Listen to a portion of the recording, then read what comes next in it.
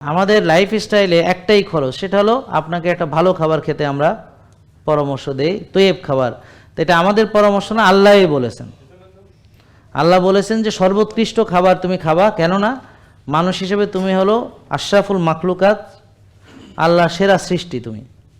তাহলে খাবার থেকে তোমার তৈরি হয়। তো একটা বিল্ডিং যদি ভালো বানাইতে চাই, তাহলে আমি রড, বালু, ইট, সিমেন্টগুলো আমি বেস্ট কোয়ালিটিটা দিয়ে ভালো বিল্ডিং বানাবো, শক্তপোক্ত হবে, কনক্রিটের ঢালাই দিব, হ্যাঁ, পাথর দিয়ে ঢালাই করবো, আমার শক্ত হবে, তাই না? আর আমি যদি বাঁশ দিই রডের বদলে, হ্যাঁ, যেখানে কনক্রিট ঢালাইয়ের কথা সেখানে যদি ওই যে 10 নম্বর ইট কিনে নিয়ে আসা যদি আমি করি, খারাপ বালু দিই, তাহলে কি সেই বিল্ডিং মজবুত হবে? এখন আপনারা যে তৈরি হন, বিল্ড হয়, আপনারাও বিল্ডিং, মানে আপনাদেরও বিল্ডিং হয়, মানে বিল্ড, হ্যাঁ। তা আপনি যে তৈরি হন, গঠিত হন কি দিয়ে? খাবার।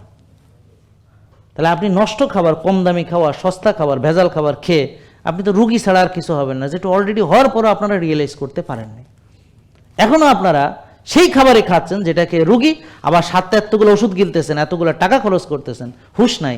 কিন্তু আপনি আসলে নিজেকে রুগী বানানোর জন্য, আরও বড় রুগী বানানোর জন্য টাকা খরচ করছেন। সেই টাকা আছে, 15 লাখ টাকা খরচ করে অপারেশন করার টাকা আছে, গহনা কেনার টাকা আছে, বাড়ি কেনার টাকা আছে, গাড়ি কেনার টাকা আছে, গাড়ির তেল কেনার টাকা আছে, মোবিল। কিন্তু সেও খাওয়ার বেলায় সে কঞ্জুস, ভালোটা খাবে না, নষ্টটা খাবে।